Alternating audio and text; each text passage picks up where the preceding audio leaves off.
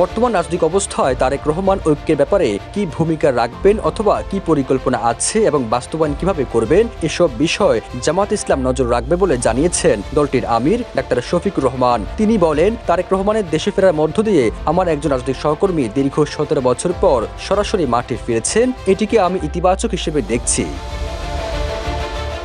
তারেক রহমানের দেশে ফেরা নিয়ে একই সুরে কথা বলছেন দলটির সেক্রেটারি মিয়া গোলাম পরোয়ার। তিনি জানান, তারেক রহমানের দেশে ফেরাকে ইতিবাচক হিসেবে দেখছেন তিনি। তবে গোলাম পরোয়ার মনে করেন, তারেক রহমান কিভাবে ভূমিকা রাখবেন তার উপর নির্ভর করে জাতীয় রাজনীতিতে তার অবস্থান তৈরি হবে। 26 ডিসেম্বর বিবিসি বাংলা এক প্রতিবেদনে এসব তথ্য প্রকাশ করে।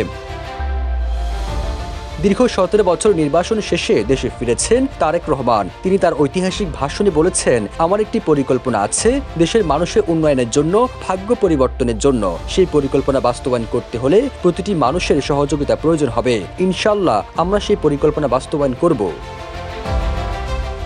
এর আগে 25 ডিসেম্বর সকাল 11:30টার দিকে তারেক রহমানকে বহনকারী বিমান ঢাকার এয়ারপোর্টে অবতরণ করে। পরে মাটি ছুঁয়ে দেশের মুক্ত বাতাসে নিঃশ্বাস নেন তারেক রহমান। তার সঙ্গে ছিলেন স্ত্রী ডাক্তার জুবাইদা রহমান এবং কন্যা ব্যারিস্টার জাইমা রহমান। এয়ারপোর্ট থেকে বেরিয়ে কড়া নিরাপত্তায় বুলেট প্রুফ বাসে করে রাস্তার দুই পাশে দাঁড়ানো লাখ লাখ নেতাকর্মীর ভালোবাসায় সিক্ত হয়ে এবং জনতার উত্তাল তরঙ্গ পেরিয়ে 300 ফিটে বিশাল গণ অভ্যর্থনা মঞ্চে হাজির হন তারেক রহমান।